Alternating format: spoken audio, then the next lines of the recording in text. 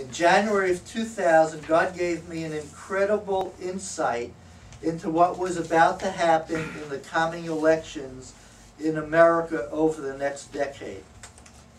I am not using this email to tell you who are citizens of America, who to vote for. However, you need to hear what the Holy Spirit is saying. Never in my 22 years of ministry have I seen such a spirit of delusion released upon our country. In January of 2000, while the Republican nomination for president was far from being decided, God spoke to me that George W. Bush would be the President of the United States. He told me it would be the hardest fought election in America, in American history. I'm sure we can all remember the incredible battle that took place in Florida. He told me that President Bush would be elected to 2 terms. He told me that during Bush's term, there would be a season of unprecedented economic prosperity. Now, despite what the media has said, the economic wealth created during the last 8 years was unprecedented. I know the media and one of the political parties has been trying to paint the last 8 years as the worst economic time in American history, but it is absolutely untrue. If you look at the wealth created, there were more millionaires created in the last 8 years than any time in history. Multitudes of people were able to sell real estate before the housing market collapsed and received incredible transfers of wealth. I could spend hours showing documentation of the wealth created, but suffice it to say the evidence is there. Okay, now remember, this is October 30th that he published this on the internet someplace, okay, sent out emails or whatever. God then said to me, at the end of President Bush's 2nd term, there would be an economic collapse. As everyone in the world knows, we have just faced the greatest economic threat since 1929 and the Great Depression. I will speak a little more about the present economic situation a little later in this message. Every detail that God gave me has come to pass exactly as He said. Now there is one more important thing that God spoke to me. This is the purpose and the reason I'm writing this email today.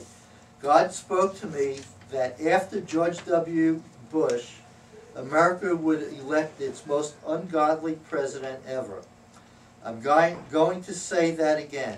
God spoke to me that after George W. Bush, America would elect its most ungodly president ever.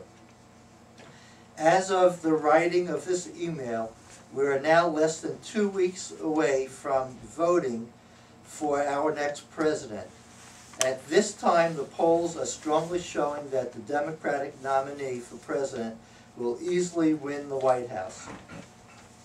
Now in 2006, I began to ask the Lord, is that guaranteed to happen in 2008?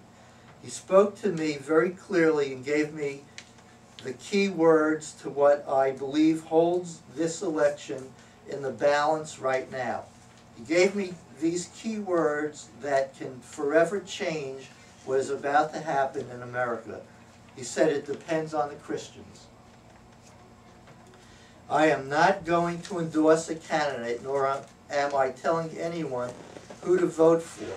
I'm simply sharing what God has shown me. I had a vision earlier this year. I saw Barack Obama in this vision. He was speaking to a large crowd and being broadcast on television. He was speaking incredible words of unity, peace, and bringing all sides together. The words were elegant, the words were comforting, and the words were inspiring. Remember that part right there about the unity and peace and everything. That's a very interesting part. But while he was speaking, I saw all a powerful spirit of violence coming out of his spirit, feeding into the spirits of those that were hearing him. That spirit of violence was directed at anyone who opposed what he was saying. Those who heard his words and received it had the spirit of violence being implanted inside of them. It was a rage like I had not seen before. It was the rage that would be unleashed against those who oppose and stand in the way of Barack Obama's agenda. We are already seeing the beginnings of this spirit manifested here in America. The vicious attacks against Sarah Palin have been unlike anything we have ever seen before. The sheer hate for this woman from people who knew nothing about her and who claimed to stand up and protect. I just lost my place. and protect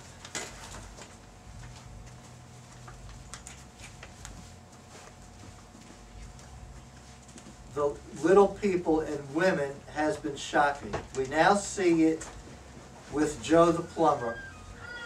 The people who are under the influence of this demon spirit of rage desire to completely destroy this man because he dared to question Barack Obama. In fact, it wasn't just the question, it was because Barack Obama revealed his true agenda that Joe the plumber became a threat.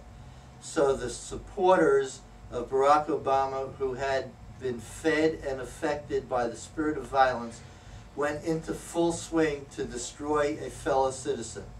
The very kind of person that Barack Obama has been speaking about in his eloquent speeches, saying how he is the only candidate to fight for them. I want to put this deep in your spirit.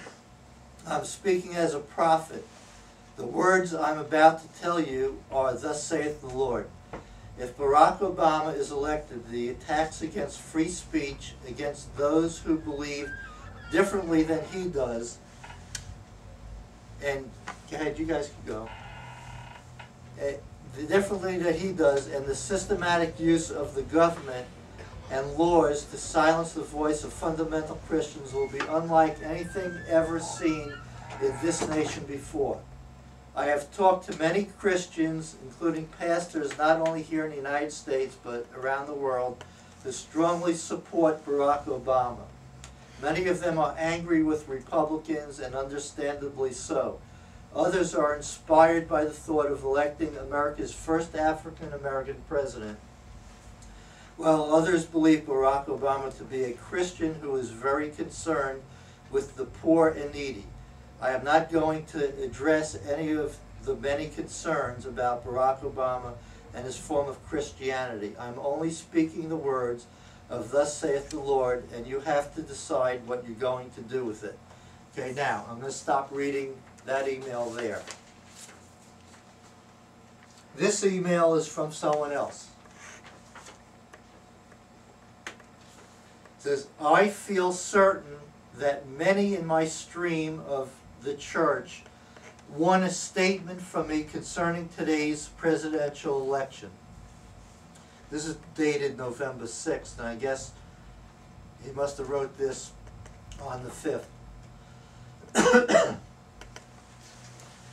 I will be frank in my remarks, but I do not, however, intend to vent anger or attack anyone. I have read several statements from friends and colleagues I respect very much. Their thoughts are well stated and for the most part insightful. None of them, however, seem to want to say some things that I believe need to be said.